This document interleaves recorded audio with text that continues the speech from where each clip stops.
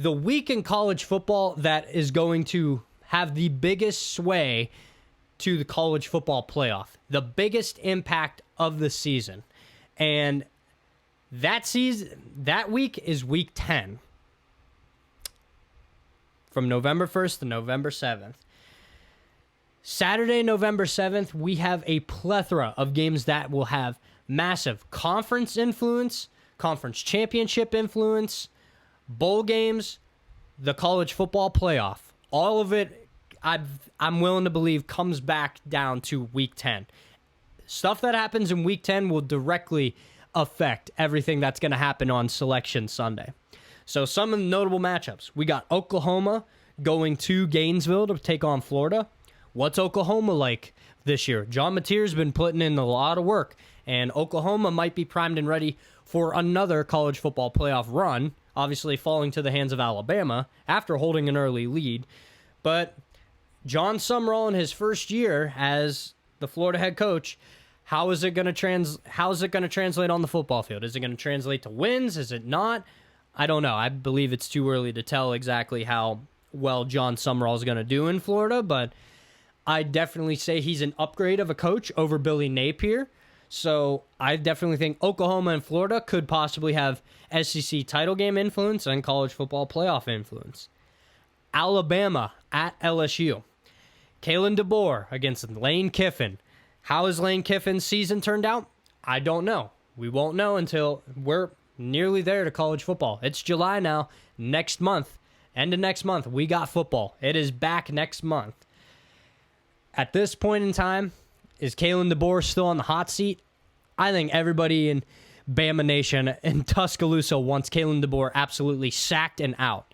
Depending on what he does this year, more than likely, I don't think they'll fire him, but he'll be on the hot seat where he has permanent third-degree burns on his bum, that's for sure. So Alabama at LSU. Again, SEC title influence right there. College football playoff implications for sure, because Alabama also plays Georgia. Alabama also, they play them early in the season. LSU could be very well on their way to a college football playoff berth. But again, Bama, LSU, legendary matchup. That's going to decide a lot. Georgia taking on Ole Miss. Rematch of the Sugar Bowl from the college football playoff quarterfinal game a year ago. How's Gunnar Stockton in Georgia look? Do they have a consistent run game at this point? Do they have better wide receiver play? A pass rush? We don't know. But more than likely, it's Georgia. They're going to be okay. Ole Miss. How is Pete Golding's first true regular season under how is that going for him? Trinidad Chambliss, he's won his appeal. He'll be playing college football this year. Solid run game with Keywan Lacey. Ole Miss, I don't necessarily know. I think they'll regress this year just because I think there is a fall off. As much as Pete Golding deserves his credit for how he rallied Ole Miss during their playoff run and nearly making a national title game, I definitely think Lane Kiffin is an upgrade from Pete Golding. So, unfortunately, I don't see Ole Miss making the playoff this year. But again, Georgia Ole Miss, fascinating rematch from last year's college football quarterfinal game in the Sugar Bowl. But again, that has SEC implications, college football playoff implications. Texas at Missouri, that's a solid game, especially depending on how Ahmad Hardy and that Missouri run game looks. Texas A&M at South Carolina. We got what they call the Holy Ward, Brigham Young at Utah. Big 12 implications. Utah looked widely as, a possible contender in the Big 12. I believe they have the third best odds. BYU has the second best odds to win it behind Texas Tech. But how is Texas Tech going to be this year? We don't know. Another year for Bear Bachmeier under center. That's going to influence the college football playoff. West Virginia, Texas Tech. We got Michigan State at Michigan. I forget the coach for Michigan State now, but he's the guy from Northwestern. I'm willing to bet Michigan State can possibly double their win total from last year. I mean, they only won 3 games last year. It's an unfortunate turnaround. So, Kyle Whittingham, new head coach for Michigan. How are they up to this point? Could this game possibly have Big Ten championship implications? more than likely for Michigan, they better hope they win because then they'll have to play Ohio State later on. But if Michigan wants, to be back in a way, yeah, this is an important game, absolutely. It's against your most hated rival. Well, second most hated rival. Obviously, nothing takes that Ohio State game, but that's a game to not shy away from. Oregon at Ohio State. Rematch from 2 years ago when Ohio State absolutely beat the brakes off of Oregon in the Rose Bowl. Ohio State went on their way to win the national title that year, but Oregon and Ohio State up to this point, these two teams very well could be undefeated at this point in time. Winner might have the inside track to make the Big Ten title game. Winner might have the inside track to get the number one seed in the college football playoff. We don't know yet, but I am really excited for that game because that has some of the highest stakes you could ever ask for in a college football game. Oregon, Ohio State, two legendary programs going at it. Possible Big Ten championship game, appearance on the line. College football playoff appearance, in seeding purposes on the line. Absolutely, that's an important game. But then we got the most important game, and probably, arguably, the most anticipated game of the year, Miami traveling to South Bend, Indiana to take on Notre Dame.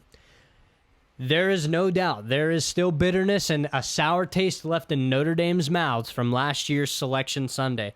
Getting flipped with Miami the very last week on Selection Sunday, despite the teams not playing a single game during Conference Championship weekend, which, if the ACC had better tie-breaking rules, Miami would have been in the ACC title game against Virginia. They would have beat the brakes off of them.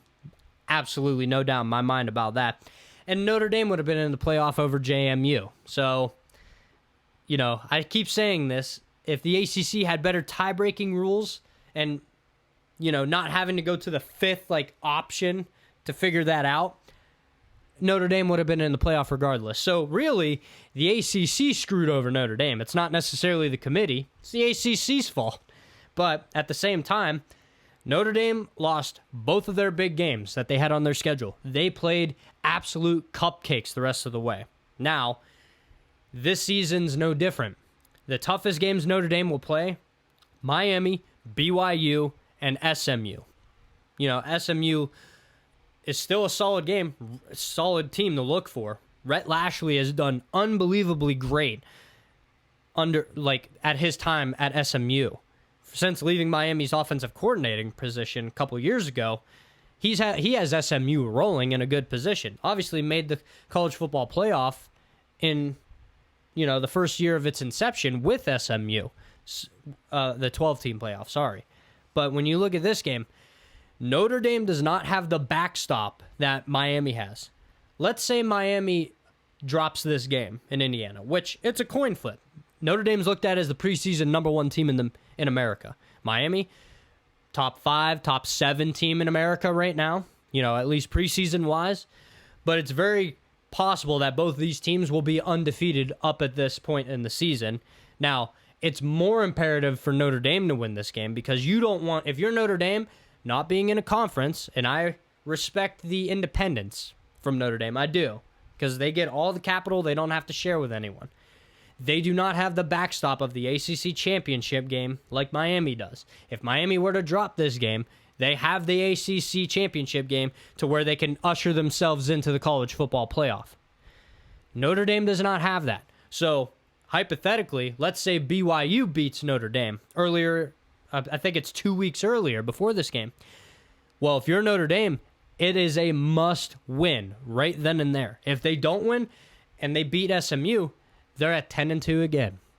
And who's to say that they would get a nod again over another 10-2 SEC or Big Ten team? Now, granted, with the agreement that they signed, Notre Dame would, if they're inside the top 12, they're guaranteed a spot, which we know this. I think it's trash. I think it's lazy. I think they just overreacted a lot to what happened last year. But regardless, Miami game in South Bend is do or die for Notre Dame, especially if they drop it to BYU early in the season. And at that point, Notre Dame wouldn't be so high ranked because let's say they're at number 1 in the poll and they lose to BYU 2 weeks before the Miami game. More than likely, they'll drop 3-4 spots. So they'll come into the game 5th. Maybe Miami's undefeated and they're like 3rd.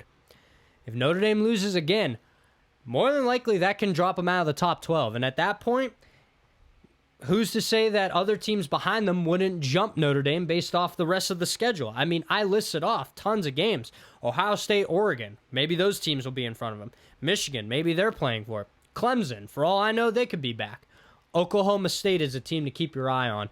Dark horse, Big 12 title contender, and college football playoff berth.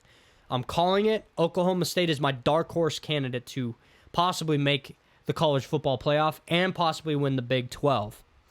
But all these teams, Oklahoma, Florida, Bama, LSU, Georgia, Ole Miss, Vanderbilt, Texas A&M, BYU, Utah, Houston is a team to keep your eye on. Michigan, Iowa even, Oregon, Ohio State, Penn State maybe. Tulane, who knows how they are in the group of 5. Miami, there is zero margin for error for Notre Dame this year because I think the talent pool is so much bigger in college football this year, and their schedule is a little bit more workable this year for Notre Dame, but they got 3 bigger games this year that probably are equal to the 2 big games they had last year. If they drop 2 of these games on their schedule this year, I would not be surprised one bit if Notre Dame gets left out of the playoff again.